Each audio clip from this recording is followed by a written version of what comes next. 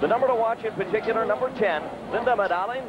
She is the top scorer for Norway as Pele works his way through the lineup and congratulates each and every one of these finalists for Norway. It's a tremendous accomplishment for them, as it is for the United States team. There's Pele greeting the referees. Referee tonight is from the Soviet Union, Vadim Zuk.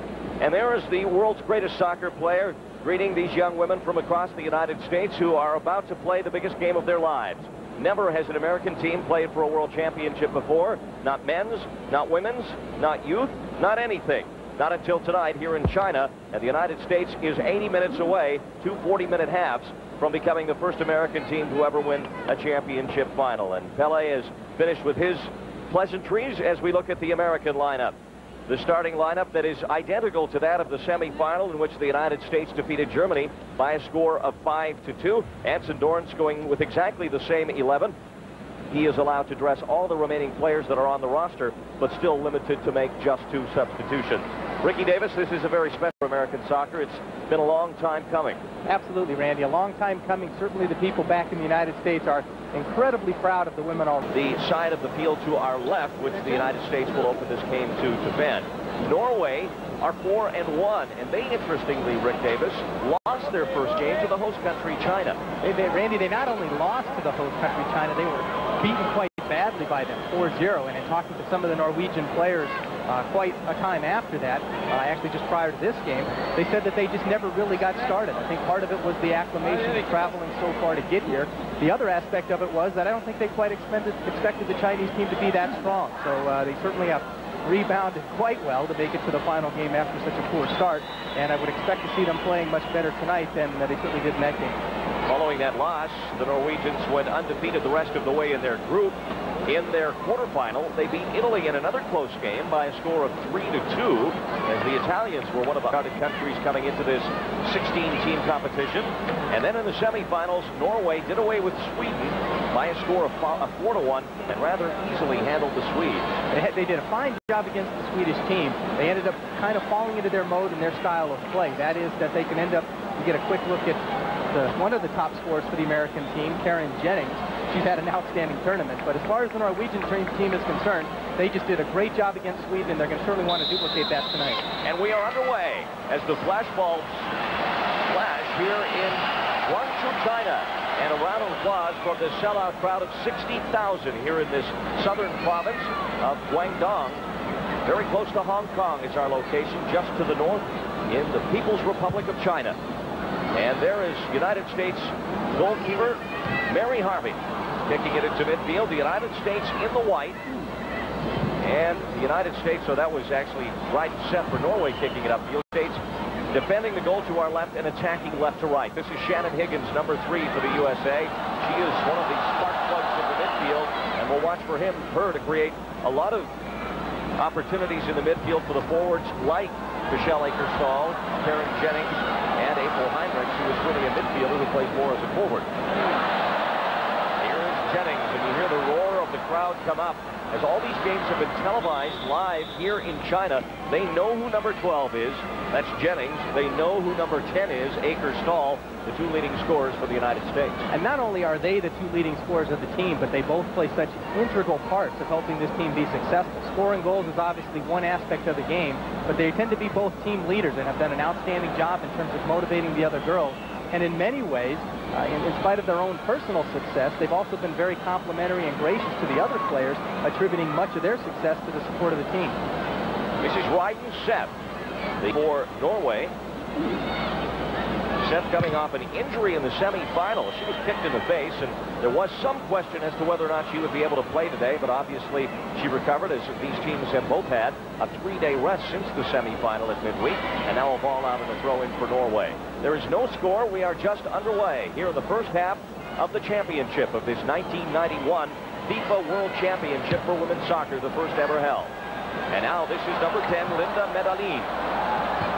Playing it over for Carlson. They work it far side, and that'll be cleared back into midfield for the United States. Akerstall was looking for it, unable to bring it in. Now Carla Werdenbach, number 4, had some trouble getting a beat on that ball, and out of the goal came Mary Harvey, and she'll hold for the USA.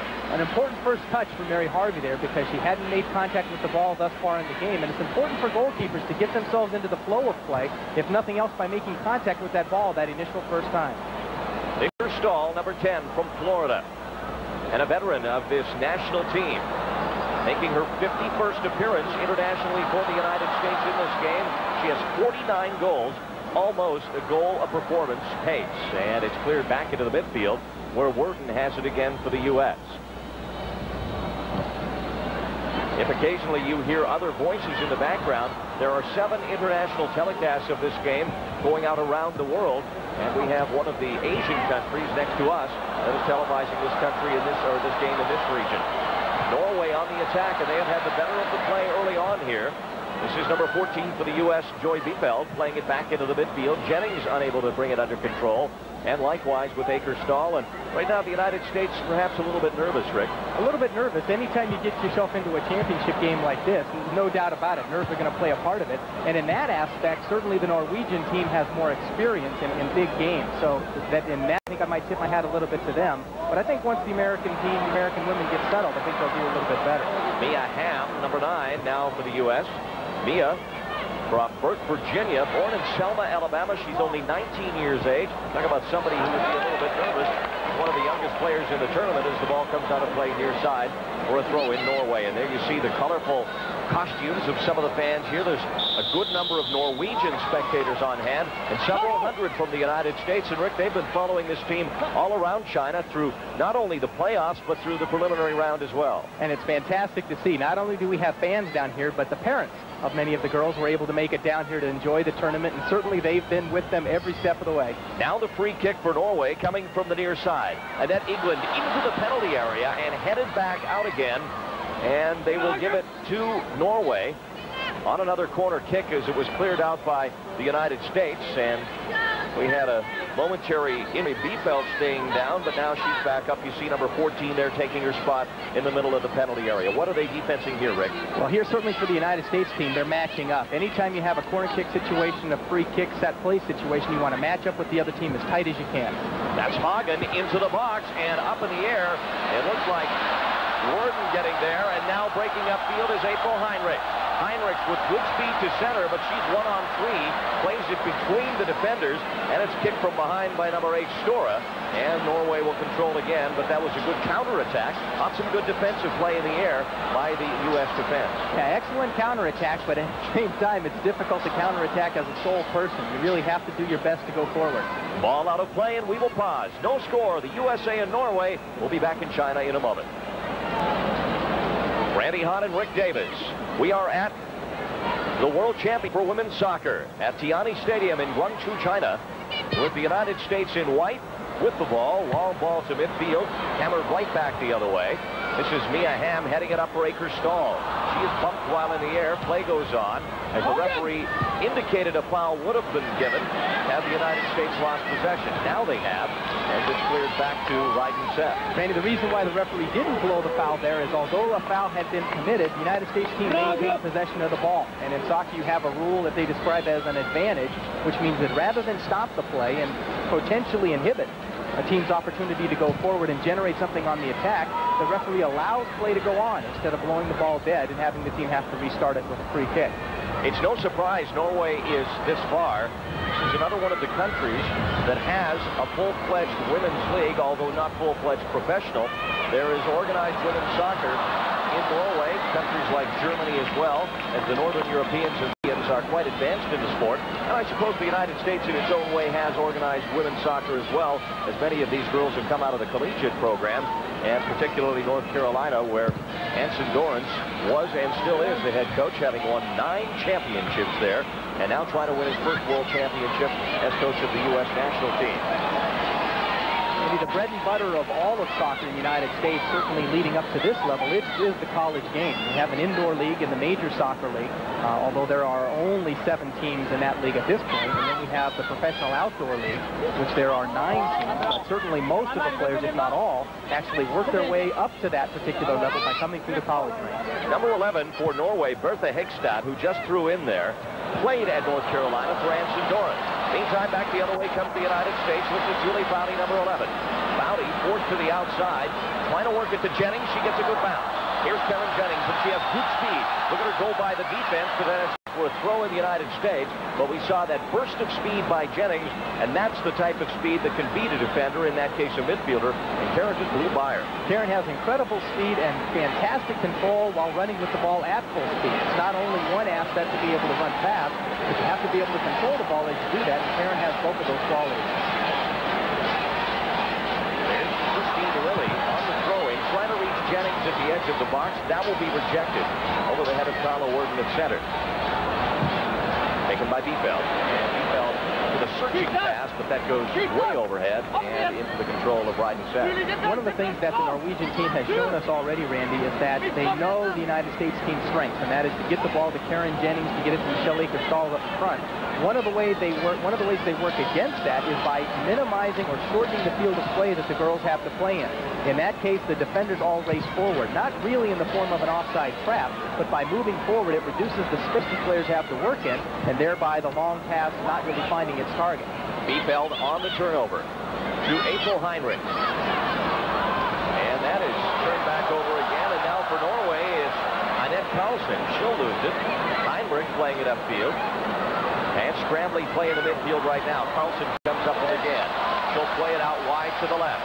This is Hegstad. Hegstad crossing far post. She's got someone there, but it's too far for Hege Riise, number 9. Riise, another one of the young players for Norway who's shown a tremendous ability in this tournament so far.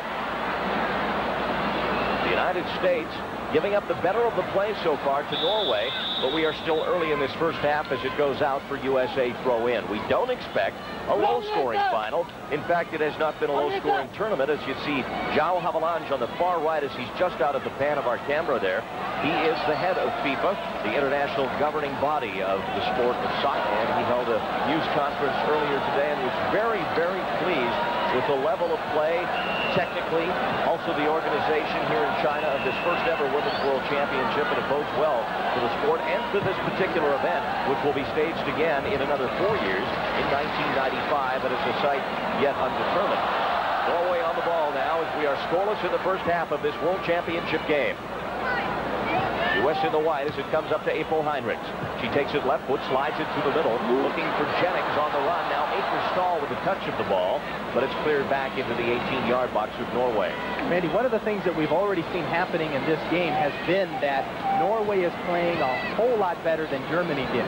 They're not allowing the United States team to establish tempo by moving the ball through the field, and in turn they're eliminating some of the layers of their defense by finding the seams, finding the gaps within the play, and then in turn sometimes playing the ball up high over the top. A foul, and passing the ball, it was called on Medellin, as you see some of the American dignitaries there in the officials box here in Guangzhou, China.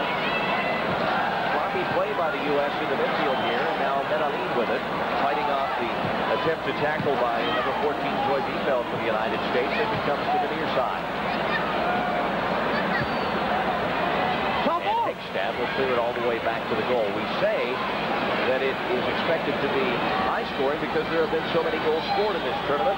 Coming into this game, an average of 3.84 goals per game, a total of 96 overall in the 25 games played, and by international soccer standards, nearly 4 goals a game average is terrific. Well, that's fantastic, especially when you make comparisons to the men's game.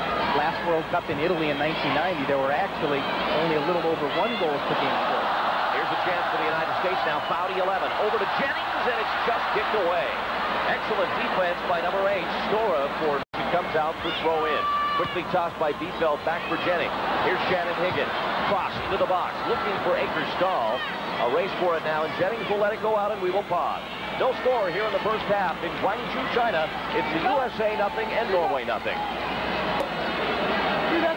Jennings on the throw-in as we're back underway here in the first half of this scoreless tie for the World Championship. And that might have been out there in the first 5 or so minutes, Rick Davis, I'm sure, have long passed now, and the job of bearing down and winning the title is on the minds of both these teams. Well, the nerves have certainly already gone at this point. Typically, you get nerves at the beginning of the game and at the very end of the game. If we get a look at on the very far end of the bench, the coach for the United States women's team, Anson Morant. One of the things that we see here is that the nerves will come to play late in the game if the score is tied, and a lot of times experience can come to play an important factor at that particular point. But yeah, at this stage of the game, the girls' nerves are gone, and now they're settling into their tempo in their style of play. Catherine Zaborowski, number 2, standing back of the ball. She will take this free kick into the box. Up goes number 11, Hegstad, and just over the bar as she got everything she wanted on that one, just a little too high, but an excellent free kick opportunity for Norway. It will be a goal kick for the U.S. Here we get a look at the replay on the free kick. It simply falls to a player at the back post, and then it becomes a battle in the air. Air superiority, certainly in the offense end of the field for the Norwegian team, is something that I think that they'll have throughout the game. Set plays and free kicks like that will be incredibly dangerous for the American team, simply because it allows the team to organize, it allows them an opportunity to run a set play, and in that case, utilize something that they have a little bit of an advantage on, and that is playing the ball out of the air up towards the goal. Bertha Hegstad, who you saw there, was so pleased when Norway beat the United States in the 2 games stateside earlier this summer at New Britain, Connecticut, and Medford, Massachusetts, on the campus of Tufts University, a game we televised on Sports Channel. It's so emotional for her now, playing against many of her former teammates from North Carolina in this World Championship. She also gives them some insight into the type of game the USA plays. Norway in the red on the ball. We are scoreless in the first half of this final game. The final of 26 games, as you look at Pellerud, the coach of the Norwegian side. Here we got to see a little bit of a glimpse of one of the things that coaches typically do, and that is take notes. Rather than be able to communicate to their players during the course of the game, they take notes, and then they bring up these points during halftime, which is one of the few opportunities that coaches in soccer have an opportunity collectively to address their players. Bad distribution by the Norwegian goalkeeper. Now it is Heinrichs. Oh, and it's tackled off her foot and comes across. She'll throw it back in. Heinrichs, just a soft little throw over the head of Nyborg, number 5. This is Jennings cutting it back in the middle, looking for Foudy, not reaching her. And now Carlson trying to clear it. This one will come on goal, but a easy pickup for Ryden Set. That's Mia Hamm trotting back upfield. They list her as a midfielder or forward. A number of the midfielders from the USA have that ability to come forward.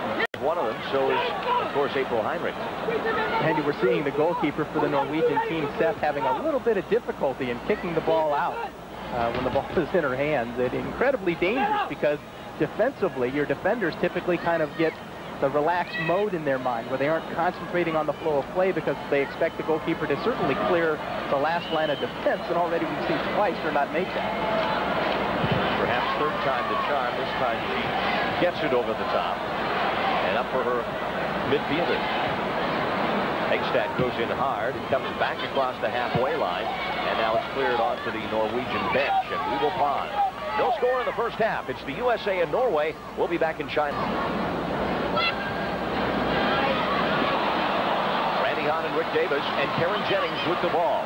Jennings working her way along the 18-yard box is kicked there by Stora, and we will have a free kick now for the United States and a first opportunity to see a dead ball situation and see how Anson Dorrance has diagrammed things out. And Randy, as we see the replay here, Karen doing everything she can. She's beaten the defender, doing everything she can to stay on her feet. If they can bring back any of the magic that they had against the Taiwanese team, they scored 6 of their 7 goals on set plays. Here's a golden opportunity, a very, very dangerous place for a free kick to come from, because the defenders not only have to watch the ball, but they have to match up with the man. The free kick into the mix, and Ryden Seth gets a hand on it. Headed back in by Hamm, but an offside flag comes up. One of the things that the United States women attacking players, Michelle Akers-Stahl, Karen Jennings, and April Heinrichs, will have to be aware of is Norway, once they clear the ball out defensively, they follow the ball up the field as we get to see the ball that was headed back towards the goal, which initiated the offsides call from the referee because the Norwegian defenders had moved up the field with the ball. Field, thereby, if you catch any of the American team forwards napping a little bit, you catch them offside. We talk about Akers-Stahl, Jennings, and Heinrich so often.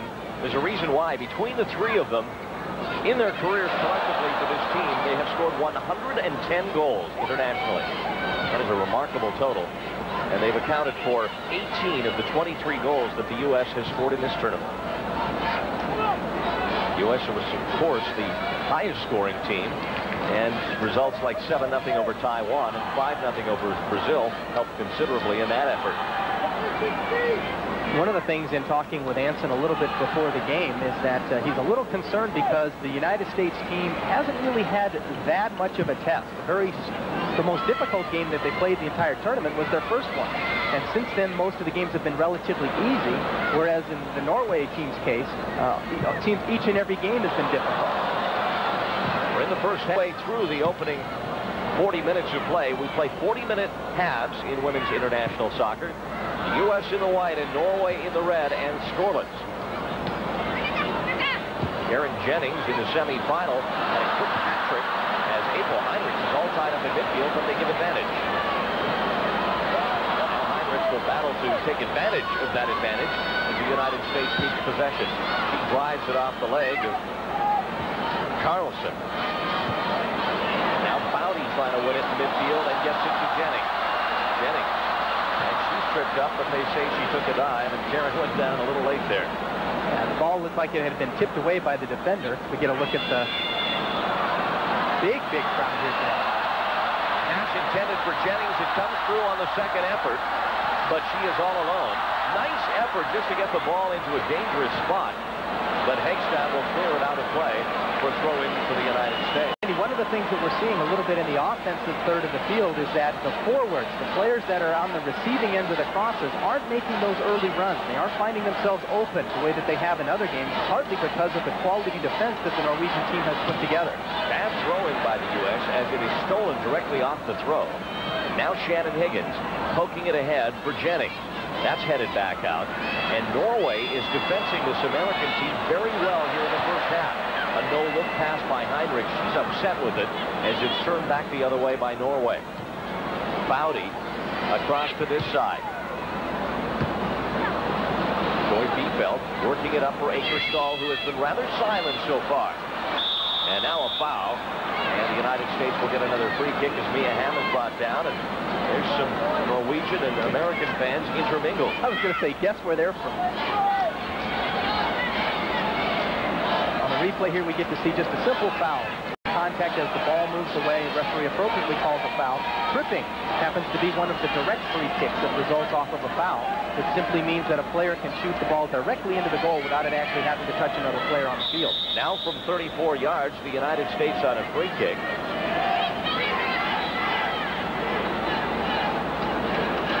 Shannon Higgins looking for Akerstall in the box. He gets up and scores!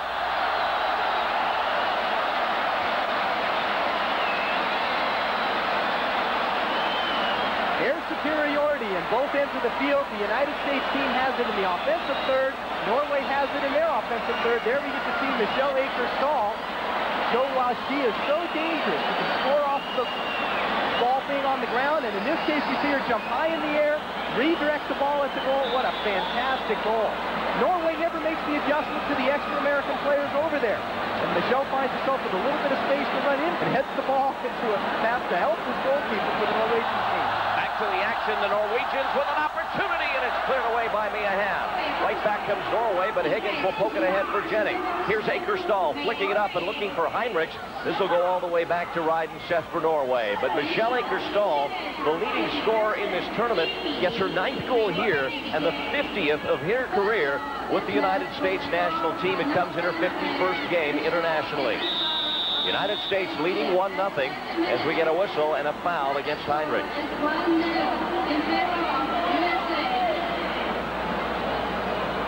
Here we get to see another look on the free kick. Norway never made the adjustment to putting an extra player back there because the American team had 3 players forward. And then when Michelle ended up going there, she met the 4th player, and so they were a man down. And Michelle had a little bit of space to run into and beat the Norwegian player to the ball and headed it into goal. Akerstall, the all-time leading scorer. She was the U.S. Soccer Player of the Year, both this year and last year in 1990. Been with this team since '85, and you saw why right there. She perfectly placed that free kick into the near side of the goal. Cleared by the United States out. And a throw-in for Norway. And we are still in the first half.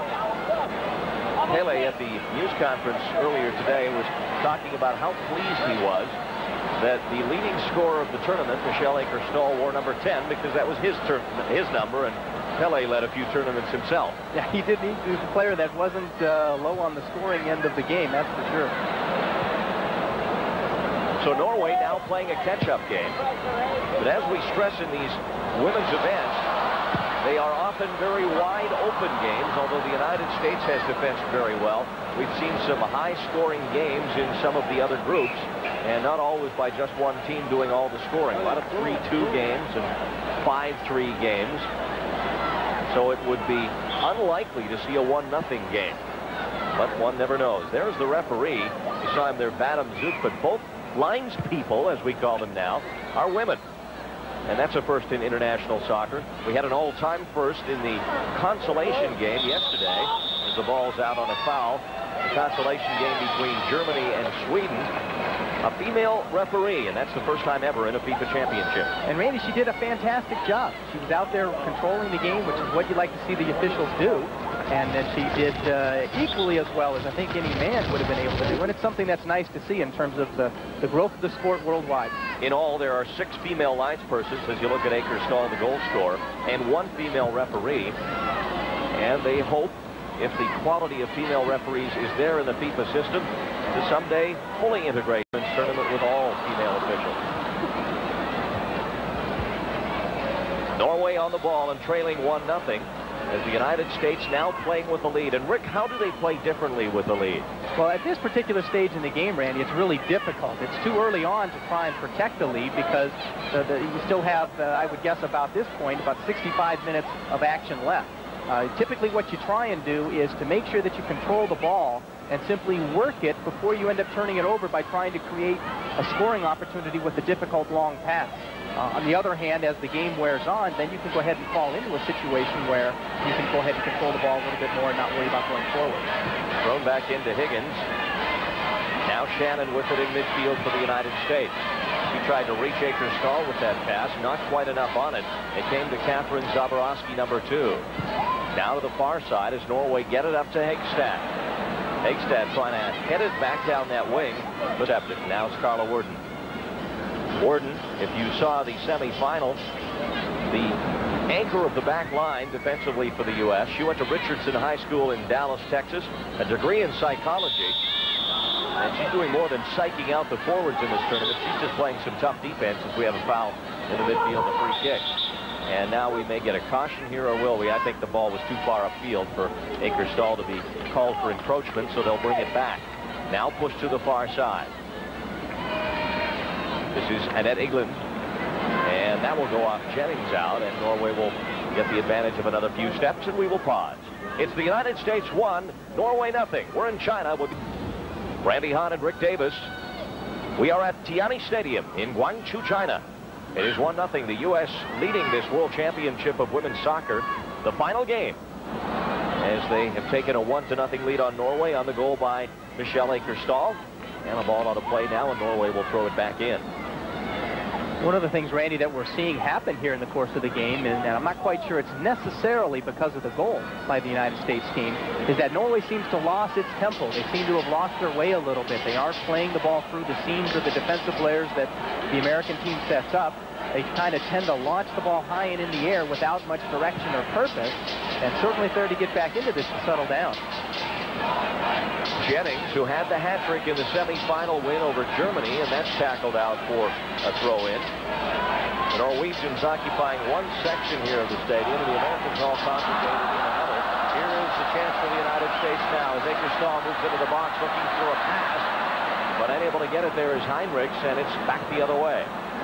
What a good, solid defensive play there. Worden with a rare mistake, and now Norway comes forward. But quickly, look at Jennings come from one end of the field to the other to help defensively and help that mismatch as Norway had a 2-on-2 break there after Worden totally fanned on an attempt to drive that ball up the field. And that's where fitness comes in, and Jennings showed it there coming from one end to the other. A good sprint. Nancy Dorrance has this team really prepped for this final. They went through kind of a roller coaster year where they went up as far as their intensity and games played and touring, and then took a long rest, and then geared up again with an intensive training camp in Florida before coming here. Now they seem to be at the top of their game. And Randy, it was really nice to see, because coming into this particular tournament, one of the criticisms that many of the teams had was that they weren't allowed to prepare. Certainly, the United States Soccer Federation got behind this team and really gave them top-notch preparation. Mounty with a nice tackle. I say they trained in Florida. I think they trained in North Carolina. Yeah, actually, they did train in North Carolina. It seemed like Florida. It was summer in North Carolina, which is rather Florida-like, as we have a tackle and a foul against the United States. Replay on the foul here is just simply swinging for the ball and missing. Catching the foot of number 7, Hagen, for the Norwegian team. There's Tone Hagen. He's on there 27 years of age. Fairly veteran Norwegian squad, as it states team. The long free kick and into the area and a goal. It's off the post and in, and we are tied.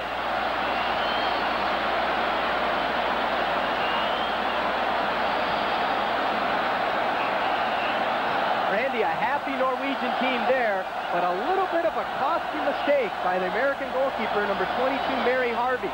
Here we get to see the free kick simply launched high in the air. Plenty of time for players defensively, as well as the goalkeeper, to come out and get it. She comes out, but then stops. Doesn't go up. As we get another look on the replay here, watch how Mary Harvey doesn't even jump. If you're coming out of the goal that far, you have to get the ball. Your goal is empty, unprotected, and there we saw the ball dribble in. We are tied, but the United States on the run again. It is Karen Jennings to Heinrichs.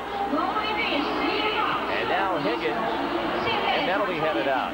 I think we're probably going to get one more look at the... But it seemed to me that Harvey ran into the back of Carla Worden, and it kind of startled her, and she never went over top her defender, which she needs to do in that spot, and punch that ball away. But Worden and Harvey seem to collide right inside the 6-yard box. And Randy, rather than necessarily focus all of the blame on Harvey, one of the things that you're taught as a defender, as we get a replay on the goal here, nice angle here, yeah, absolutely, she does run into the back of Worden. One of the things that you're taught as a defender is when your goalkeeper comes out, somebody has to get back into the goal, and none of the American players did that. And now a foul, as Jennings was working her way down the right side, and she gets a word or two from the referee, as some frustration, no doubt, begins to manifest itself a little bit after a goal like that, which clearly came from a mistake. And there's Jennings taking down the Norwegian defender. A little bit of over-enthusiasm there. Run right up the back of the player, and hey, if you get lucky, maybe the referee has a foul, and you're off and running on a breakaway. Here's Jennings now off a loose ball. She'll hurry to keep this in and does get it. Now the cross, and you know who's there, number 10. It'll come over to the other side. This is Lilly, and up high goes Ryden Seth, just ahead of Akerstall.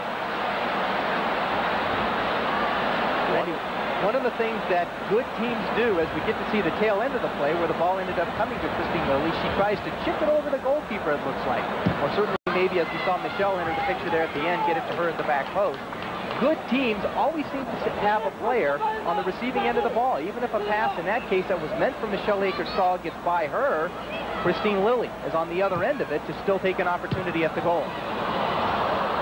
Number 10, Medalin, Linda Medalin from Norway, who scored the goal moments ago, has scored in every game of the tournament so far. She is to Norway what Akerstall is to the USA, and the two top scorers do their thing here in the first half. We have ourselves a championship game. We sensed it might be like this because of Norway's dominance in the last two meetings, although in those two games, both Akerstall and Heinrichs were out with injury. So far, it hasn't seemed to factor in, as Norway has played very well. Cross into the box. That didn't have much of a chance of reaching anyone, as it's picked up by Mary Harvey, who has to settle herself down, Rick. She has to settle herself down. We'll see her hold the ball a little bit, not only to allow her team to move forward, but for her to get her confidence back. It's so important for a goalkeeper to play with confidence. The type of goal that she gave up erodes that incredibly, and she does need to settle down, and it'll be something difficult because Mary only has 6 full international appearances coming into this game. Bad ball by Schiefeld as the U.S. defense is a little shaken, too. There's such a there between goalkeeper and defenders. Worden so upset with colliding with Harvey, and then you saw Beefeld play a bad ball, and they've all got to settle themselves down a little bit, and I'm sure Anson Dorrance will address that at halftime as we approach that. We are in the first half, and it is 1-1. Akerstall upended. Now the ball lifted high in the air by Zaborowski.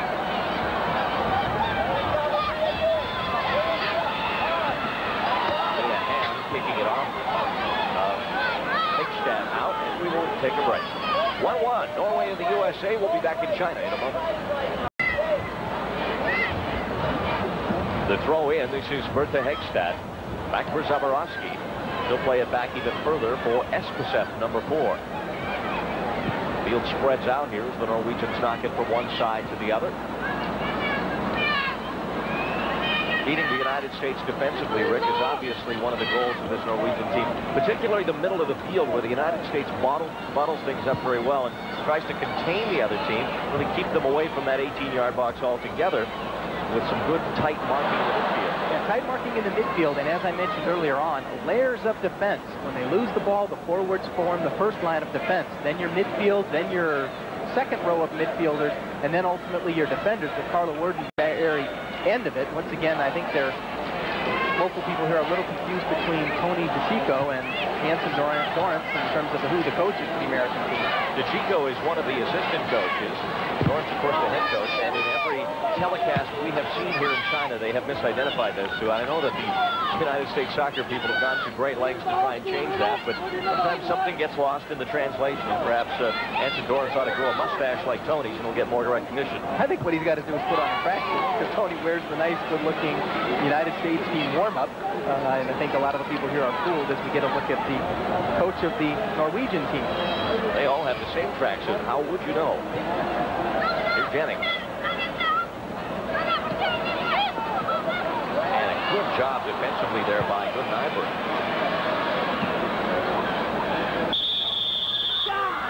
And now a foul in midfield. One of the other assistant coaches is Warren Greig for the United States, too. Chico really focusing mostly on the goalkeepers, and I know that he'll be talking to Mary Harvey at halftime, too.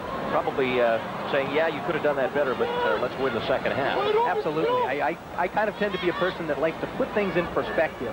And if somebody would have said to this team coming into this tournament that you're going to be playing in the final game and be tied after about 25 minutes in the first half, regardless of what the score was, be it 1-1, 0-0, or 5-5, I'm sure the team would have been pleased just to know that.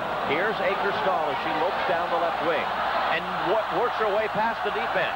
Now she holds up and waits for support, launching a shot, and that'll go wide as Akerstall tried to do it all alone from 25 yards out. And such a difficult thing to do there. There you see her catching her breath. One of the signs of fatigue that players do is they put their hands on their hip. And Michelle there huffing and puffing after making such a strong run from the midfield part of the field. It's incredible that she was even able to shoot at that point. And now the free kick for Norway. 1-1 our score. Goals by Michelle Akerstall, first for the United States off a free kick from Shannon Higgins. And then Linda Medalin for Norway came back with a header for the Norwegian side, and now a foul, and that'll go against Medalin, number 10. Good, solid, aggressive play by the offensive player there. Unfortunately, just maybe a little bit too aggressive, getting whistled for a foul. Talk about the grass they grow here in China, Rick. It's not typical turf that we saw perhaps at the World Cup last year in Italy. Yeah, very, very different type of grass, very different than what we see in most of the United States.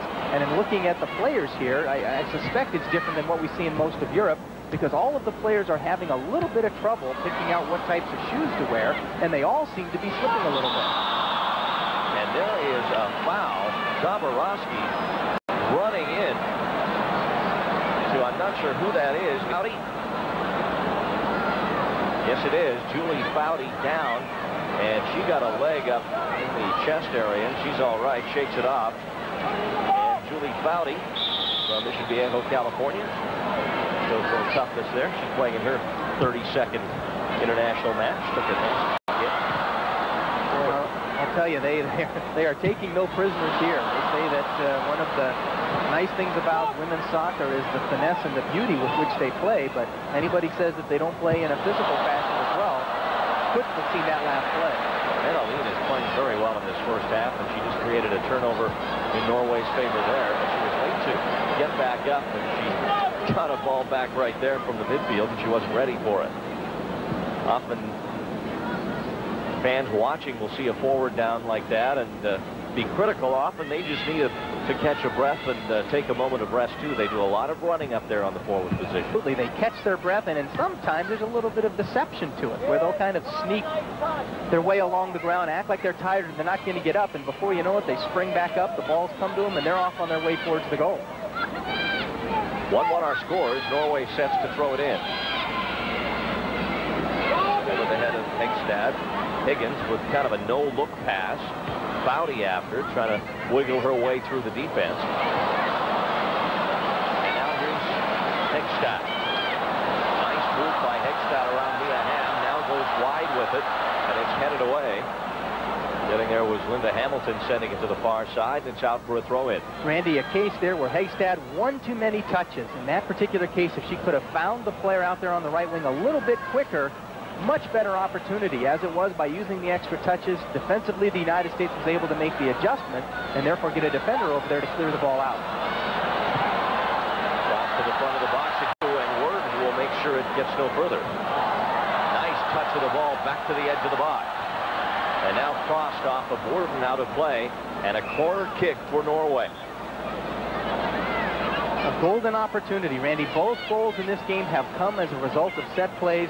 Corner kick is the ultimate set play. Here is something that teams actually spend a great deal of time practicing. And as we mentioned earlier on in the broadcast, air superiority is something that the Norwegian team has shown that they have at this point in the game. Into the box, a deflected ball. These are dangerous. Cut back in for Hegstad, and that'll be rejected. On the run is Heinrichs from a defensive position. She'll just knock it downfield. I suppose it could be argued that the penalty kick is the ultimate set play. Not a whole lot of deception or runs, or for that matter, other players involved in that particular situation. It's a one-on-one with the goalkeeper from 12 yards away. Hammered right back toward the American end again. And this will be cleared by Biefeld and come out of play for a throw-in for Norway. As we are nearing the latter stages of this first half of play, 1-1 our score, and there was the whistle, and that is the end of the first half. And a mistake cost the United States a goal down in their end. Rick Davis, all in all, your assessment of the opening 40 minutes. Well, so far, I think for both teams, they have to go into the locker room feeling pretty comfortable and happy with the way the game's gone. Both teams ended up giving up a goal off of a set play. Both teams have, at different times during the course of the first half, tried to implement or impose their style on the game. At one point, Norway had the control of the play early on. The United States team rebounded. So I think both teams need to regroup, come back out in the second half as strong as they can. At the end of the first half, it's the United States 1 and Norway 1. From the World Championships, Rick Davis back at Tianyi Stadium in Guangzhou, China. We are at the half with the United States and Norway in a 1-1 for this World Championship game. Going to get a look first, Rick Davis, at the American goal scored by the all-time leading American goal scorer, Michelle Akers-Stahl. And she shows why she's the all-time leading scorer. Not only can she score the ball when it's on the ground, but here we get to see her score off a cross in the air. Pass coming in from out on the flank from number 3, Shannon Higgins. Michelle jumps in the air. What a powerful direction on the head, heading it into the corner of the goal. Nothing that the Norwegian goalkeeper can do, number 1 stat. 9th goal of the tournament for Akers-Stahl. That made it 1-0 USA. But then a mistake by the United States goalkeeper Mary Harvey resulted in the goal by Medalin, the top scorer for Norway. A little bit of a mistake, but I think a mistake made collectively by the team defensively, because when Mary Harvey came out of the goal, the defender should have realized that she was coming out of the goal and got somebody back. Here on the replay, we get to see Mary colliding with one of her defenders, her most deep defender, number 4, Carla Worden, and she never gets to go up for the ball. And then we get to see number 10, Medellin, head the ball protected net, a little bit fortunate because the ball bounced in off the post. So Medellin, who has scored in every game of the tournament, gets one again here in the final. And that's where we are at the half. The United States 1 and...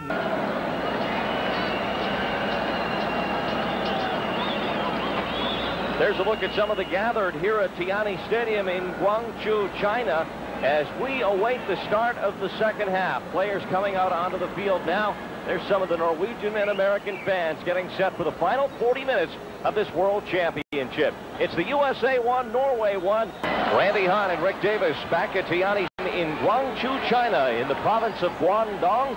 We are just north of Hong Kong in the south part of this populated country indeed. 1.3 billion people in the country of China, 65 million alone here in this province, 60,000 in this jam-packed stadium. It's 1-1. We're at the half and about to kick off the second half. That's Michelle Akers-Stahl. She has the lone goal in the first half of the United States.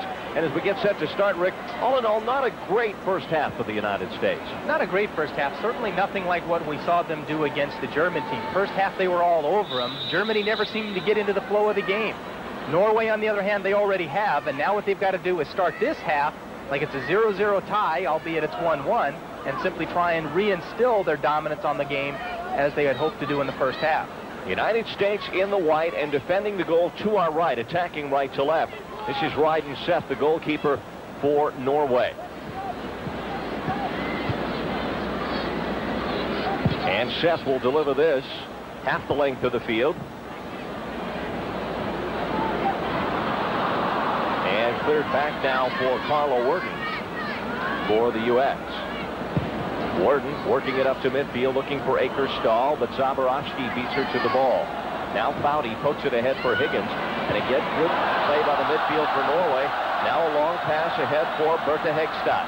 Hegstad has it tackled out by Worden, and a corner kick for Norway. Good play, good smart play there by both the players. Worden tackling the ball out of bounds, allowing the United States team to get set up for the corner kick. For the Norwegian team, Hegstad simply jumping over Worden, allowing her to kick the ball out, let her team get forward and have a set play off of the ensuing corner kick. Tona Hagen, number 7, with the corner kick now for Norway. It curls toward goal, and Harvey, a good job there to bat it away. Foley comes back through the box, but only about to the top of the penalty kick spot and rejected back into the midfield. And that was good to see Harvey get up and confidently punch that ball away. Confidently punch the ball away and punch it a good bit of a distance away, therefore not allowing the other team to get another scoring opportunity out of it. Talking to some of the girls before this game, April Heinrich says that Germany was really the team they feared most coming into this tournament, but the fact that Norway had beaten them twice was also a wake-up call, as it's kicked out for a corner kick again for Norway, this time from this side. And really, it's almost, I think, to the USA's advantage to have a tough opponent like Norway in the final. It didn't allow them to let down after their very impressive semifinal win. No, it doesn't let them let down, and it makes them realize that they're in a little bit of a dogfight here. The United States team isn't worse for the wear the way that the Norwegian team is, so maybe it'll work in their favor as the game wears on. Here's the corner now from this side. Zaborowski bending it toward goal, and it could come back. From our angle, it initially looked like it could be headed up top corner of the net, but that came right back out again for another corner. Boy, I think Hansen's got to be just climbing out of his seat there on the bench. Norway putting the ball right in the front of the goal, trying to get a player to head it goal bound. Zaborowski again with the left foot corner, this time out to the midway part of the 18-yard box, and this will come all the way back out again. Sent right back in by Tina Svensson.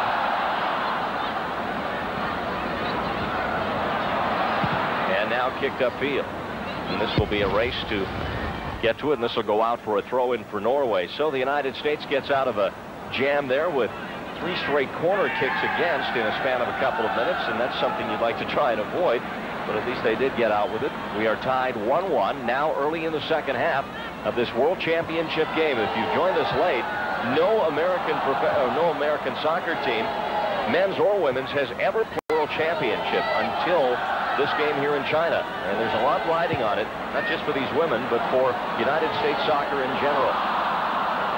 Good physical play, and we have a Norwegian player down. It is Bertha Hegstad. Play goes on as they work it up into the United States zone. And the Norwegians with possession as Hegstad is still down and hurt. They will likely try and clear this out now and just kill the clock here as Carlson gets to it, and she'll kick it out as Bertha Hegstad finally does pick herself up at the moment that Carlson kicks it out, and isn't it always that way? On replay there, you just see her go tumbling to the ground, coming down like a house of cards, crashing to the ground. Obviously not a dangerous play in terms of the United States tackling the ball and creating danger, but she simply tripped and hit the ground. And while we have an injury timeout here for Hegstad, we will pause. It's the USA 1, Norway 1. Back in China. Randy Hahn with Rick Davis, and they are trying to get the wave going, it looks like, here in China. And for whatever reason, they are very, very appreciative here of the trainers whenever they come on the field. A moment ago, the trainer for Norway racing onto the field to attend to Bertha Hegstad, and they gave the trainer her round of applause here. They take great joy in that. Listen to them. It's kind of funny the way that the fans here in China have responded to all of the game, but very, very pleasant people to play in front of. They applaud almost anything that's a good play, but they're still trying to get that wave going. They'll get it going here in this stadium of 60,000, and it is packed. And here is April Heinrichs for the U.S. Heinrichs with a good battle on her hands from Tone Hagen. And Norway is playing some exceptional defense in this game, Rick. They are matching the U.S. step in that part of the game. Randy, when you play defense, you like to think in terms of getting numbers around the player with the ball, and Norway has done that perfectly. Ball into the box, and a try on the bicycle kick there, but that sails high and wide. Good effort nonetheless there by Bertha Hegstad, who is just recovered from that nasty tumble she took in the midfield. A little bit of wishful thinking there by Bertha Hegstad, because if you're going to pull a bicycle kick off, the ball, when you make contact with it, has to be higher than your head. You've got to be able to get your head down below it. Therefore, as we get a look at the president of soccer worldwide, FIFA João Havelange, on the replay here, watch how her head is still above the ball. There's no chance. If she hits that goal bounce, she gets hit in the face with the ball. Perhaps inspired by the presence of Pele, who could execute a bicycle kick about as well as anybody I've ever seen. And by the way, if anybody tells you that it doesn't hurt to do a bicycle kick, they're not telling you the truth. We'll check with Pele at the post-game reception. No ball here. Zaborowski pushing it wide to the far side for Hegstad, and she comes up lame again, clutching her left leg. Play scrappy here in the opening stages of this second half. We're tied at 1 as Akerstall is all tied up on the near sideline, and in her effort to extricate herself, kicks at Tina Svensson, and Svensson didn't like it all that much. I think Tina was saying that as we see the pass coming into Michelle, clearly she's fouled as the ball rolled by both of them. But now watch Michelle's foul. We didn't get to see it. As Michelle's getting up off the ground, I believe it's the old knee making contact with face. And Svensson certainly wasn't pleased with that one bit. The periodic roar you hear now is as the wave comes around here. And although many people seem to have other stories about it, from what I can tell, the wave started at the World Cup a number of World Cups ago, long before it ever came to the States. I believe it was in, I guess it would have been in Germany, perhaps in 1974. This is Biefeld coming out. I'll check that Lily. And they're enjoying themselves here in China. This is Saturday night in Guangzhou. People are out and partying. This town is loving every bit of this World Championship. They have totally taken each and every team into their fold, accepted them as one of their own, and just so enjoyable to be around. The Chinese people as a whole are so pleasant. It's just so much fun to see and enjoy. Here's April Heinrichs now for the United States. The crisp tackle there, administered by Stora, knocks that ball out. Heinrichs quick to throw it in. That's a sneaky little throw-in as she tried to work it to Julie Foudy, and it goes out again. And now the United corner kick. Good run by Julie there, because rather than run in front of the defender where the defender would have the opportunity to see her, she tried to sneak in behind her. And as it was, the defender had to kind of make a desperation stab at the ball with her foot to kick it out of bounds. But it does result in a great scoring opportunity for the United States team, because here is a corner kick, yet another set play where we've seen the two previous goals in this contest both be scored off of set plays. Karen Jennings to take this corner kick. It was Higgins who set up the Akerstall goal on the earlier free kick. And it is Akerstall getting up, and the ball bouncing free. A shot wide. As Joy Biefeld, or rather Christine Lilly, had it on her right foot, turned around. And I think she just had to release that before really knowing what she was shooting at. It did deflect wide for another corner, however. Boy, Randy, Norway making a cardinal mistake. If some of your defenders are going to run forward, the problem is the ones that stay back will put players onside. And there, Christine Lilly ended up being the recipient of put onside by defenders staying in the goal. As it was, she wasn't able to direct her shot at the goal, but if you're going to come running out of the goal or out of your defensemen in the field, all defenders have to come out. Let's watch Jennings again now on the corner. Akers stall, and that deflects off an American wide and hit Lilly. If she gets out of the way, it had a chance. Michelle Akers-Stahl, she can hit a ball a ton. Ball came to her on that particular case where she had very little time to prepare. Going off the head of a defender for Norway, drops down at her feet, and bang! She rips away at it, and unfortunately, Christine Lilly, unable to get out of the way, and deflects the ball out of bounds, and results in a goal kick for the Norway team. 1-1 the score, as you see there, Ryden set. The Norwegian keeper. She got a little help on that last sequence from Christine Lilly, who deflected the U.S. shot. Good work in the air there by April Heinrich. You saw number 2 get up high. Now headed back, Higgins in the air. It stays in the air, finally coming down to Akers-Stahl. She tried to deliver it to Jennings, too fast or too far. And now Norway with possession again. Nice back heel pass. But tracked down there by Julie Foudy. There are 50 nations in the world that play organized women's soccer. 16 were qualified for this tournament. We're down to the final 2, the U.S. and Norway. Here's Jennings. Her good work down the wing. She has 2 defenders on her, though, and does not get the call for the foul, and delivers a message as she gestures strongly toward the referee, and Karen better settle down. Here she comes again down the right side. Jennings with Akers-Stahl with her. Jennings will take it deep to the end line, cuts it middle, up goes Heinrich and Foudy, and that will glance off Foudy back into the midfield. Higgins will launch a prayer, but her left-footed effort is high and over the end line, and a goal kick now for Norway.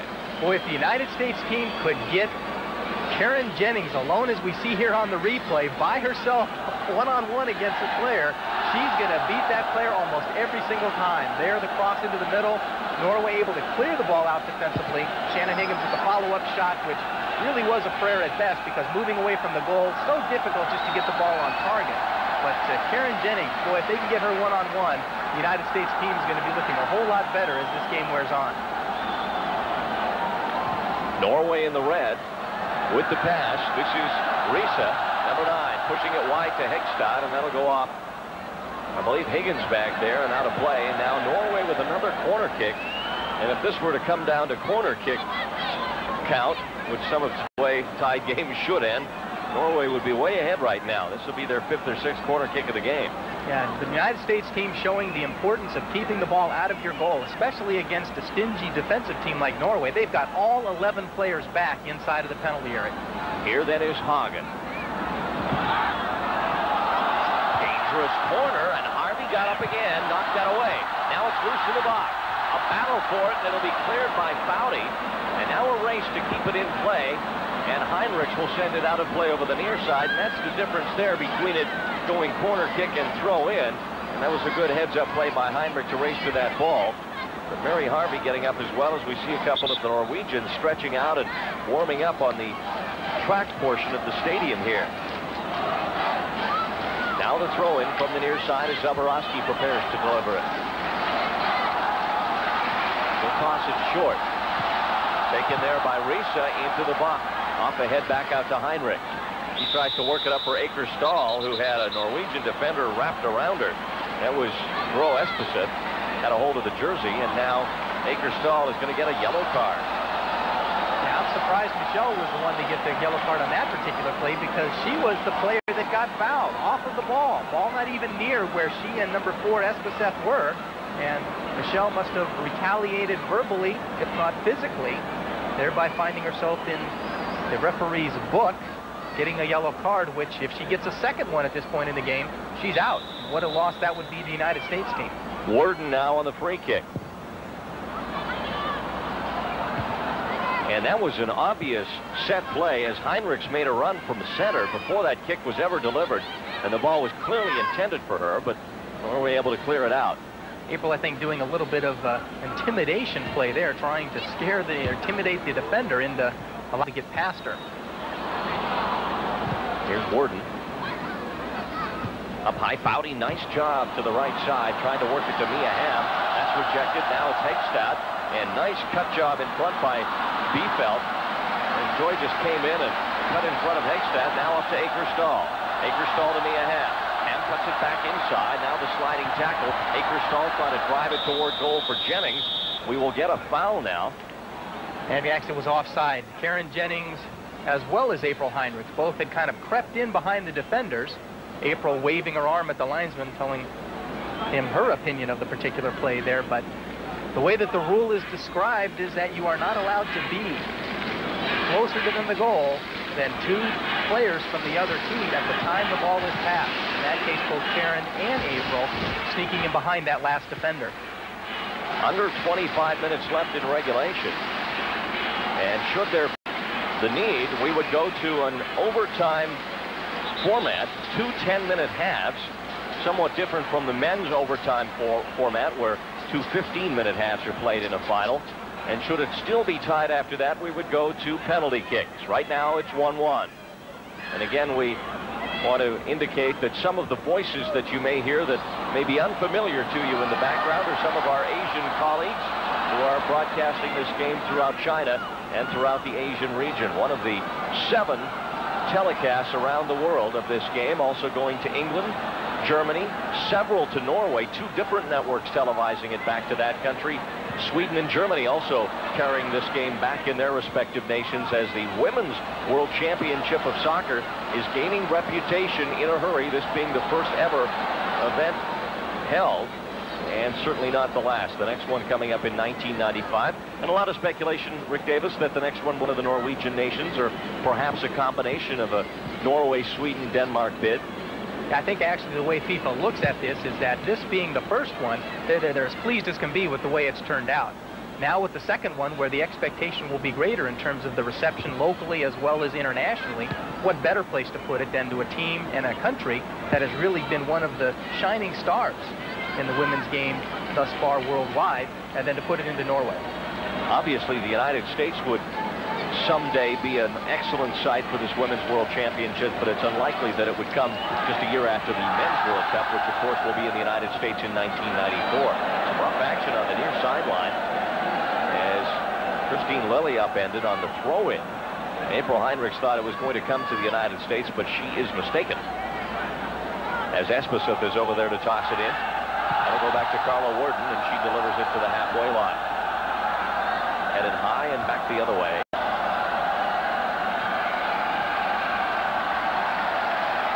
Lilly, and she just sends it into the Norway zone. Randy, I can't help but get the feeling in watching the second half of this game here that both teams, as if they didn't have it before, have discovered a mutual respect for one another.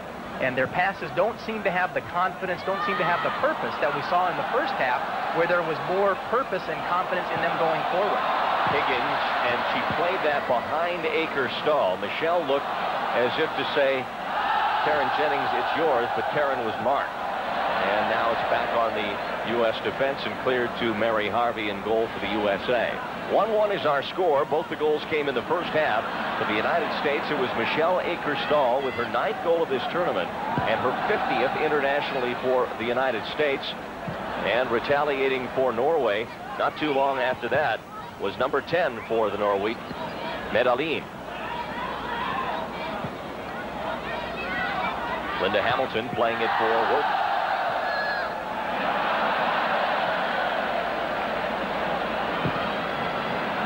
Now a long searching pass, and Worden just hammers that back out again over the near side for a throw-in. Randy, if the United States team is going to get something going here, they need to get their forwards to be mobile.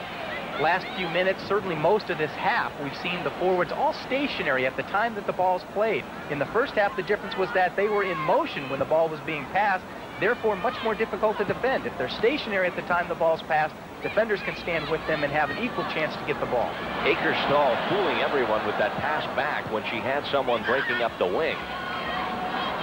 Lilly was breaking, and she played it back toward Cloudy. Now it's turned over, and here's Medali. And she is hammered by Worden, and a foul given. And this will be a good free kick opportunity. But right now, Medali is shaken up after that kick from number 4, Worden.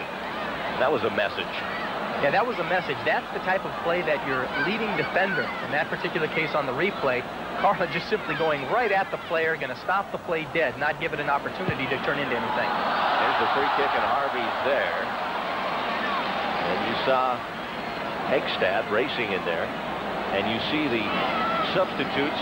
There's Brandy Chastain from San Jose, California, shouting encouragement for from the United States bench.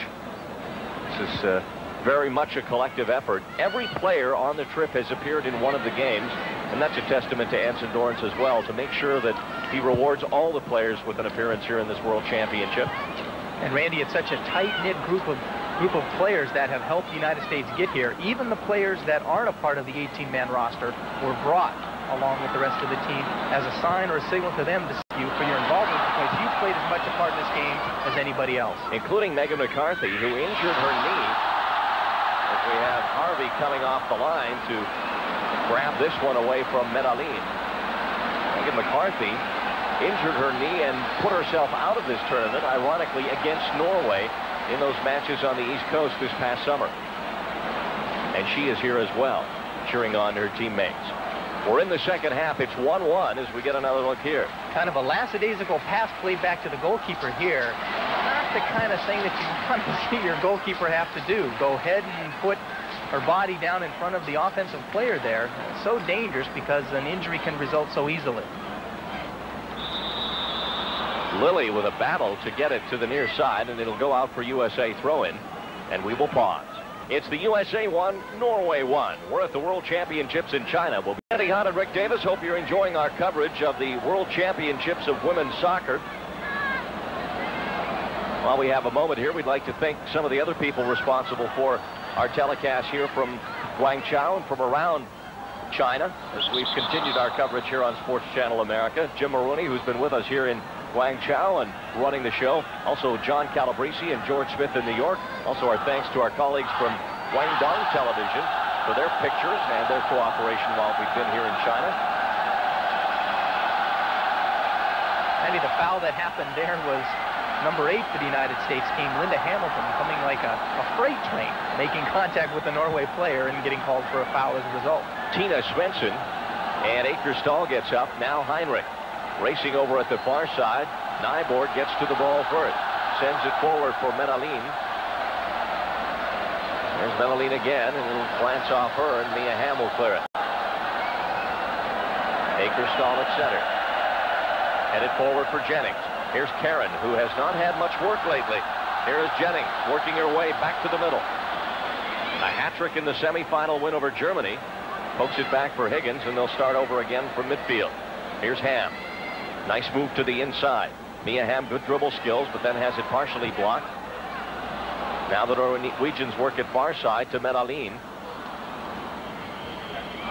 And winning it in the air there was Joy Biefeld, sending it to the far side. Randy, on that last play where we saw Karen going forward, notice the difference where she ended up having 3 defenders against her, and instead of running in a direction straight at the goal, we see Karen Jennings dribbling parallel to it, which is not the way that you want to see her go. You want to see her going right at the goal because that's where she can be most productive.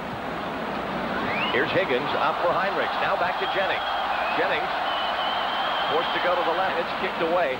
And it almost seems, Rick, as if one of the strategies of the Norwegian coach Pellerud was, let's not worry so much about Akerstall. Let's try and take Jennings out of the game, do what we can with Akerstall. But Jennings seems to be double and triple teamed anytime she gets the ball. Well, Michelle Akerstall is a finisher. She's the kind of player that scores the goals as a result of the efforts of other players, occasionally doing it on her own. In this particular tournament, if I'm a scout and I'm scouting the American team, I say, yeah, Karen Jennings is the person that's creating so much. She's the one to try and stop, and therefore stopping not only her scoring, but also stopping Michelle scoring as a result of creating the opportunities that Karen typically does.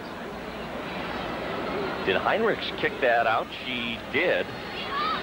And it will be goal kick. That deep, I thought for sure she'd get a corner there, but evidently she kicked it out untouched over the end line. Yeah, I think it actually deflected. Here we get to see something you don't see very often at this level in the game, and that is a field player taking a goal kick. 99% of the time, goalkeepers take goal kicks. This is Medaline, number 10. She'll work it to Hegstad. And a nice move by Mia Hamm. She just sat on that ball and waited for it and made her move, and now she's got some space to work with. Here's Hamm, up to center. Long cross intended for Jennings, too far, but Heinrichs gets a good bounce. Trying to work it over to Karen, unsuccessfully. Now here's Heinrich again. She'll take a shot, and that won't reach goal. Boy, April just is a fighter. She gets in there, she mixes it up with the other team. So important to the United States team because even if she's disabled with the problems that she's had with her knees, she's such an important force to the United States team because of how she motivates. Motivates by her verbal commands and instructions, motivates by the way she plays. She's just an inspiration to you when you're out there playing with her. We're at Tianyi Stadium in Guangzhou, China. A sellout crowd of 60,000 here in what is the biggest game of their lives for all these players, the World Champ of Women's Soccer, the first ever held. Norway's been in some European championships before and the informal international tournaments held in the past, but this is the first official FIFA World title.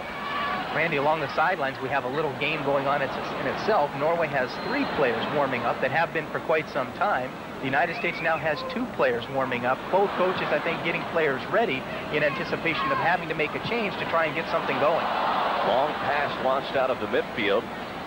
It was Biefeld getting under that one, and she had Lily working her way up the left side of the field, but she wasn't going to reach that one. And Ryden Seth with it now, as it has been a very carefully played second half. The score 1-1, both the goals coming in the first half, and as time continues to wind down here in the second half, the teams become more and more careful, just afraid to make that one mistake that could be the difference between winning and losing the World Championship. Warden comes across, and she'll gobble this loose ball up. Cleared to the near side, and a good attempt there by Risa to keep it in, but it's out for throw-in. Yeah, both teams here clearly saying that as this game wears on, we're going to make sure we don't give up a goal. They really aren't trying to play the ball through and create offensive opportunities as they did in the first half. It clearly is a case of just not wanting to give up anything and then hoping that something might happen, be it a bad bounce or whatever, that would result in that opportunity for your team to score. Risa playing it back through the middle. Medaline after it, and Higgins with a good move to sneak in behind there, and she just jumped on that opportunity to poke it away from number 10 and get it back to Harvey. There's Mary Harvey, United States goalkeeper. She was the goalkeeper of the year back in 1986 in college. Right now she's a senior management consultant working in the Bay Area, 26 years of age, as all these players are either students or have other regular jobs, although many of them have taken a lot of time off in the last year to get ready for this tournament. Oh, it's been an incredible commitment by the women to this team because it's not something that you can just pick up on weekends and have yourself ready to play. It is a full-time commitment by every stretch of the imagination, and in many ways, financially, some of the girls have had to suffer. Higgins, nice ball, but up top goes the defender Nyborg, and it comes back up the middle. After it was Biefeld, but she was fouled. We'll get a free kick for the U.S. Quickly played and turned over again, and the United States on some of the quick restarts has made some mistakes, and we saw one right there. A good smart play to get the ball back into action right away, but it doesn't do you any good if your pass goes right to the other team, because the idea of a quick restart is to catch somebody off guard. If you pass it right to them, you're not going to catch anybody off guard. Clearly there, she caught her teammates off guard. There's Quick, too quick, as it comes out again for throw in Norway. That's Svensson.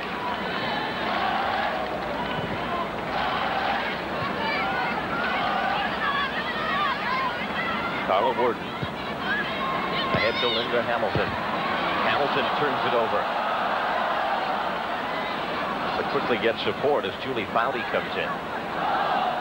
Fowley trying to take it back. Now crossed, but right to Biefeld.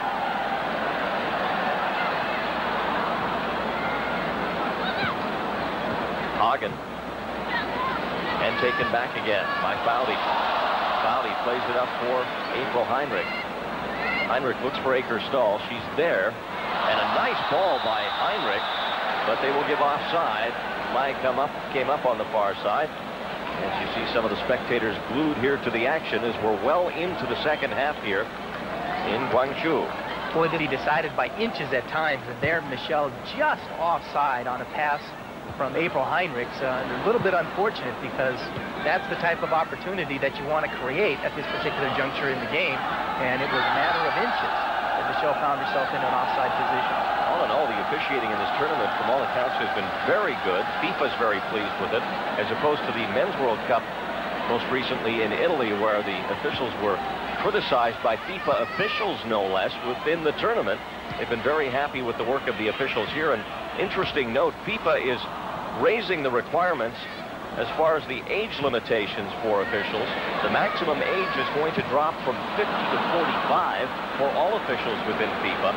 And in this tournament, there are no referees who are over 40 years of age, as they are very, very cognizant of the fact that the officials must be fit, and they must be at the level which they can keep up with the play as soccer progresses and the game faster and the athletes become stronger.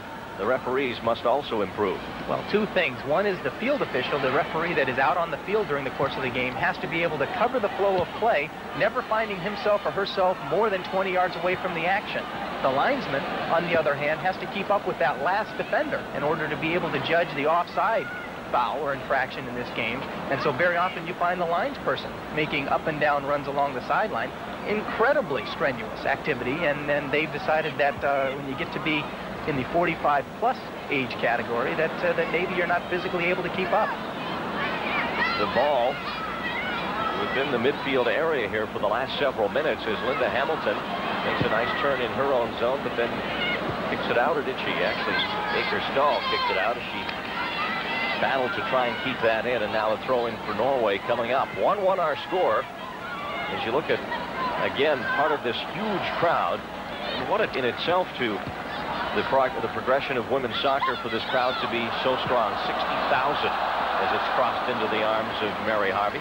And Randy, I'll tell you, if people back home have enjoyed watching this, one of the things that the United States Soccer Federation would love to see is women's soccer in the Olympics in Atlanta. And for those people that are ambitious and feel like dropping a note to our friends at the USOC, I don't know their address offhand, but I do know that they are located in Colorado Springs. And if you want to drop them a line because you'd like to see women's soccer in the Olympics come '96, please do.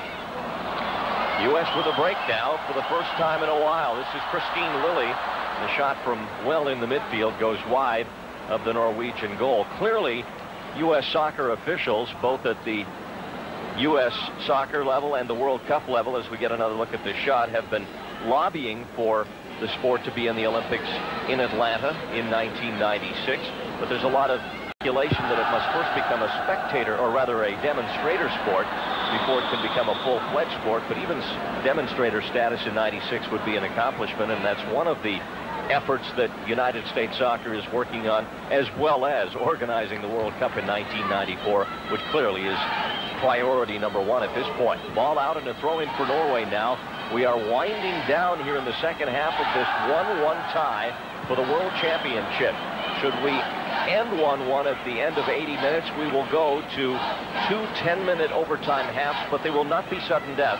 We will play a full 20 minutes of extra time, and following that, if it would still be tied, we would go to the penalty kicks.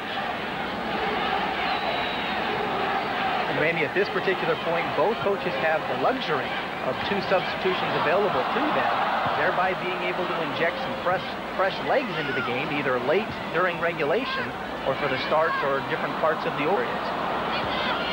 Medallion bumped by Biefeld, and Joy now shielding the ball away from Medallion, perhaps hoping she'll kick it away over the end line or even near side for throwing.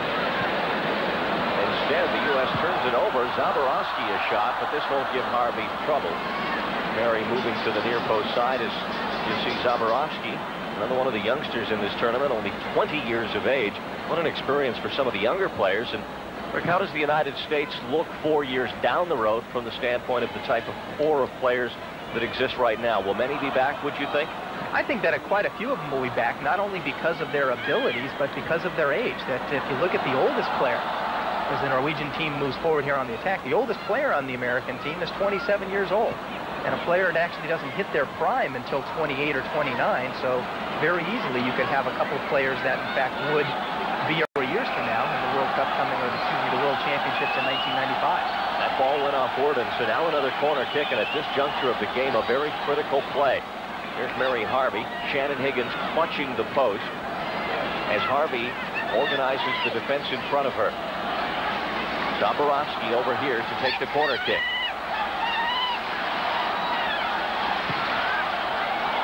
Into the box, and they score! Or do they? No, it's the outside of the net. Oh my, it was deceptive from here as it hit the outside on the header. Came back off the mesh and did not go in. So it's not a goal, but Stora got up there and made us nervous. Well, here you get to see Heidi Stora clearly getting the early start on the jump, getting up there above all of the United States defenders in the area, heading the ball goal bound, just unfortunately a little bit wide.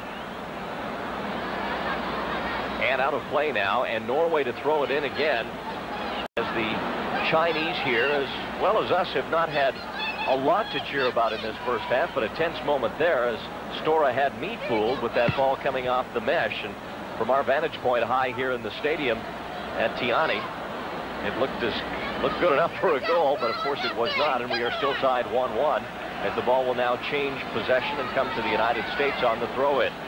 Randy, the Norwegian team has done just such a great job in getting aggressive and moving into the goal on the set plays that they've had. Corner kick there, I'm sure, caused more than a few heartbeats to skip a beat here of the American fans and loyals that are here at the game today. Unofficially, under 5 minutes left in regulation. 1-1 the score, and a goal now would seemingly do it, but it has been even since the first half. Now up to Medalin, who has the only Norwegian goal, cleared back into the midfield. And now Song, but to the middle. Hegstad wanted it wide to the outside. Now it's Mia Hamm. Hamm launches a pass up for Heinrich, and this is one in the air by Stora. Back though comes Foudy for the U.S. Foudy number 11, and it'll be lifted back to Ryden Seth in the Norwegian penalty area. Randy, as this game wears on, in fact, they're getting into the closing moments here, fitness is becoming an increasingly important factor as this game goes. And at this particular point, if I were to guess, I'd say that the American team, the American women, seem to be a little bit more fatigued than their Norwegian counterparts. Norway seemed to be a little bit fresher, a little bit quicker to the ball, and certainly in that particular case, even more aggressive. Aker-Stahl now will draw the foul, and the United States with a free kick. It's not in lethal type territory. Higgins will initiate it from, we'll call it 35 yards out, even a little further, 36.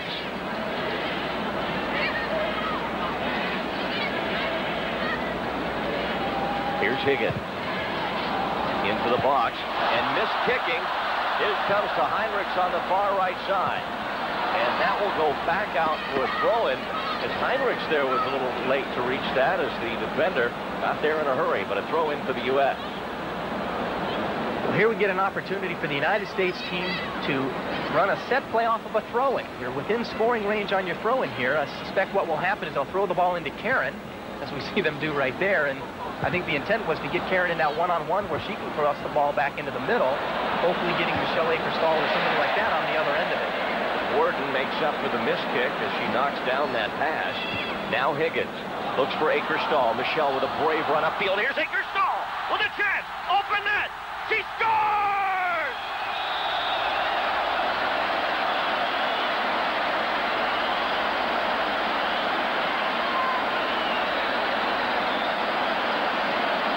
Michelle Aker-Stahl may have just won a world championship for the United States. And look at that bench. They sense it. That may be enough. And Rick Davis, it just took a flash of a moment, and the game has changed. Randy, the play hinges on one mistake by the defending team here. Norway, the defender, you just get to see the tail end of it. The pass not hard enough to get back to the goalkeeper. Michelle gets around the goalkeeper, does a fine job of controlling the ball before she shoots it into the unprotected net. Back the other way now. Norway desperate. We are not certain, but we sense that there is under 2 minutes left unofficially as you get another look. Well, as far as the player is concerned there, just a horrible thing there for you have happen. There we get to see the tail end of Michelle knocking the ball into the unprotected net. Defender's worst nightmare, not hitting the ball hard enough back to your goalkeeper. In that particular case, oh, what a costly mistake on the replay here. Once again, here's the pass. Oh, that's actually a shot at the other end of the field while we were away on the other replay. It is 2-1. The USA leads Norway. Akerstal has both goals. She has 10 in the tournament, and the United States is now seconds away from a world championship. And what a dramatic finish as Akerstal scores late. Now the United States must hold on as Norway will pull out all the stops. It comes to the near side. This is Svensson. Svensson launches a bomb into the penalty area, and up goes Worden and confidently heads it away. It comes back to the front of the box. Founty sending it to Akerstal, and Michelle is nowhere near midfield now. She's back there defending in numbers with all the rest. Randy, there are only minutes, if even that, left in this game. About ready to make a substitution. Pulling, I believe, number 2 off of the field. Zaborowski to leave, and leave Stradit, number 13, racing on. And they must not waste time here. And you see Stradit come on and quickly get into the mix of play. Throw in Norway now on the near side. Seconds left in this World Championship. The United States leading 2-1. We wait simply for the whistle, and that is it! And the United States has finally won a World Championship in soccer.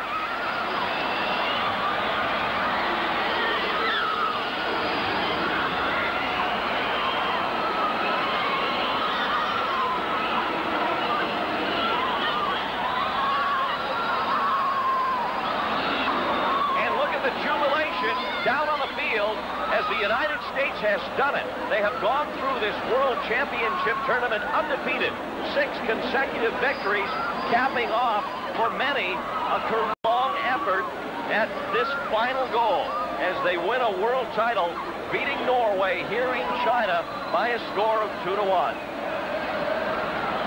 I'll tell you, Randy, the players here are celebrating, and rightfully so. Not only a career-long commitment, as far as this year's been concerned, they have worked so hard, put in so much time and so much effort, so much sacrifice just to be able to get here, to have the success that they've had. Here we get to see the tail end of the pass that didn't get back to the goalkeeper. Michelle Akerstal, the woman of the moment here, puts the ball into the goal to give the United States team that all-important lead and ultimately the victory in this particular World Championship. It is all over. The United States has won the World Championship of Women's Soccer. The final score, the USA 2, Norway 1. Number 10, Medellin for the Norwegian team, because she did, in fact, tie the game for Norway, and I think that her efforts have been outstanding. And for the United States, I don't think that there is any doubt here. No doubt about it. Not just simply because she scored the goals, but certainly to score 2 in a 2-1 victory is incredibly important. But Michelle Akerstal showing why she is so important to the United States team because of her leadership, because of her goal-scoring ability. That's why she is the game's MVP. So it is Medellin for Norway and Akerstal for the United States. Congratulations to both players. Mars Milky Way will make a charitable donation of $1,000 on behalf of these 2 players to youth soccer in the United States. Well, Rick Davis, as they begin the closing ceremonies here in China, it caps off what has truly been a thrilling 2 weeks here in China. And for these United States women, what an accomplishment, not only to win it for themselves, but to cap off a long, long string of years and years where the United States was disregarded internationally in the sport of soccer, and now the United States is a champion in soccer. Having been through a little bit of it myself, the United States has no respect worldwide in the sport of soccer. To have our women come down here, do as well as they did, you almost kind of sensed it from the onset of the tournament that they had one thing in mind, and that was to come away with a world championship, and they've accomplished that, and certainly we need to tip our hats to them. Today's American Airlines, something special in the air. Play of the game is Michelle Akerstal. Goal, Rick Davis. It came in the first half on a free kick from Shannon Higgins. And something special in the air it is, because she is on the receiving end of a beautiful cross from Shannon Higgins. Michelle jumping high in the air, able to redirect the ball at the goal and put the United States team ahead 1-0. American Airlines, the official airline of the U.S. Soccer and U.S. World Cup team, congratulates Michelle Akerstall for a play that is truly something special in the air. Rick Davis with some happy guests. Randy, to say that we've got some happy people is an understatement. Joined here by certainly the player of this game, Michelle Akerstall, and the coach of the United States team, Anson Dorrance. First of all, Michelle, what can I say? How does it feel? I feel great. I mean, I'm going to be floating on 7th heaven until 2 years from now. As the game was going on there, certainly from my perspective, it seemed like the players were getting a little bit tired, almost like you knew that there was going to have to be a defensive lap to resolve an opportunity. How did you feel, and what did you think? I was just waiting for our break. I knew we were going to get a goal because I knew our team is so gutsy that we weren't going to give up. So I had no doubts. You're now a world champion. What's next? Where do you go from here? The Olympics. The Olympic Games in '96, right? Yes. Well, certainly we hope you make it there. Thank you. Anson, as far as your perspective goes, the way that the game started out, it seemed a little bit testy. End of the half, you ended up having a tie. Second half came around. Game had no continuity. What did you think? Yeah, it's one of those classical World Cup finals. I mean, the best games in this championship were played in the semi. And there was no exception today. The final was, everyone was tense. We were tense. We were tentative. They were a little tentative, and it was one of those midfield games where the ball was just bouncing around. Fortunately, we got the last break. Michelle stayed composed. She slotted it, but I want to say this. There was one goal in that tournament, and the United States scored it, and that was the one on Michelle's header early in the game. The other two were defensive lapses, but still a margin of victory. We scored a great goal. Each team gave away a goal, and we won, so I'm happy. Well, I guess I was going to say that if either of you are walking away here as a world champion, happiness is something that you certainly should feel. Accomplishment is something that you both should be recognized for. Outstanding effort, Michelle, Anson, to both of you and to the rest of the team. Congratulations, and we look forward to seeing you back at stateside. Thank you. Thank you very much.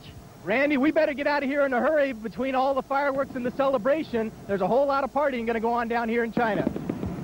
As the fireworks show comes to an end here, that'll do it for us from China as well. 2-1 the final over Norway for Rick Davis and our entire crew here in China. I'm Randy Hahn. So long from Guangzhou.